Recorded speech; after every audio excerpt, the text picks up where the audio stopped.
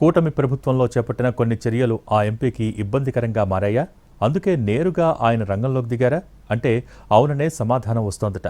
తమ ప్రభుత్వ హయాంలో తమ పార్టీకి చెందిన వారి ఇంటి కూల్చివేత వ్యవహారాన్ని ఎంపీ పర్సనల్గా తీసుకోవటం వెనుక పెద్ద చర్చే జరుగుతోంది.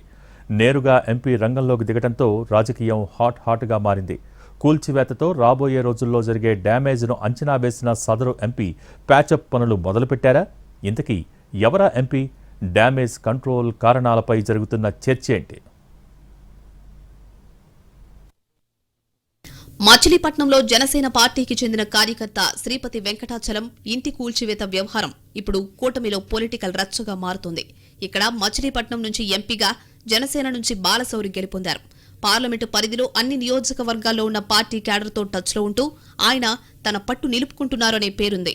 మచిలీపట్నంలోని కొబ్బరి తోటలో జనసేన పార్టీకి చెందిన వెంకటాచలం అనే వ్యక్తి ఇల్లు నిబంధనలకు విరుద్ధంగా ఉందంటూ మున్సిపల్ శాఖ అధికారులు కూల్చేశారు.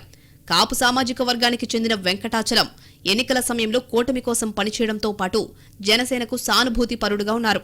వెంకటాచలం ఇల్లు కూల్చివేత జరిగిన రోజు పేర్ని నాని కుమారుడు కిట్టు రావడంతో పోలీసులతో వాగ్వివాదం జరగడం వైరల్గా మారింది. అదే రోజు మధ్యాహ్నం కూల్చివేతకు గురైన ఇంటి దగ్గరకు వచ్చిన పేర్ని నాని బాధితుడు వెంకటాచలంను పరామర్శించారు. పేర్ని నాని ఎంట్రీతో ఈ వ్యవహారం కూటమిలో రచ్చకు కారణమైంది.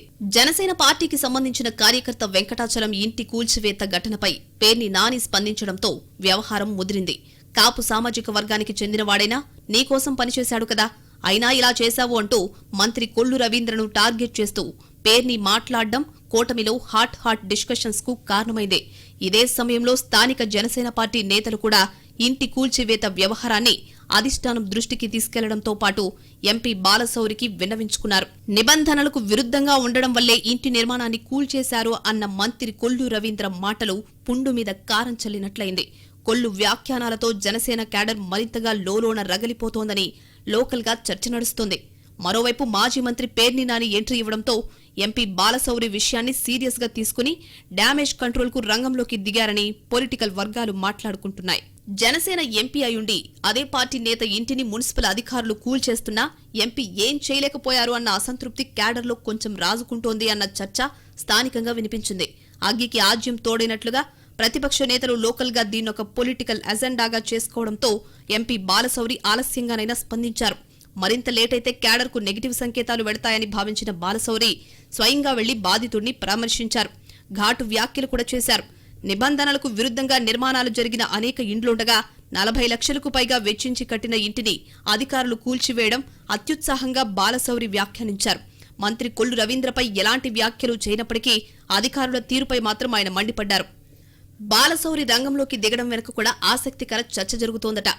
బందరు పార్లమెంటు పరిధిలో కాపు సామాజిక వర్గానికి సంబంధించి ఓటింగ్ ఎక్కువగా ఉండడంతో పాటు జనసేనకు కూడా కాపు సామాజిక వర్గం అత్యంత సన్నిహితంగా ఉంటుందని భావించేవారు ఎక్కువ.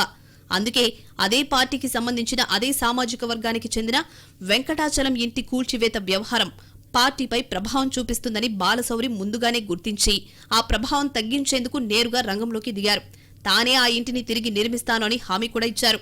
ఇదే సమయంలో కాపు సామాజిక వర్గానికి చెందిన వెంకటాచలం ఇంటి కూల్చివేతపై పేర్ని నాని స్పందించి కూటమిని ఈ ఘటనపై ఇరుకున పెట్టే ప్రయత్నం చేశారని కూడా ఎంపీ వర్గంలో చర్చ జరుగుతోందట. పేర్ని నాని ముందుగా మాట్లాడడంతో కాపుల సానుభూతి ఆయనకు వచ్చే అవకాశం కూడా ఉంటుంది కాబట్టి అలాంటి పరిస్థితి తలెత్తకుండా ఉండడానికి బాలశౌరి నేరుగా రంగంలోకి దిగి డ్యామేజ్ కంట్రోల్ చర్యలు చేపట్టారు అన్న చర్చ పొలిటికల్ వర్గాల్లో జరుగుతోంది.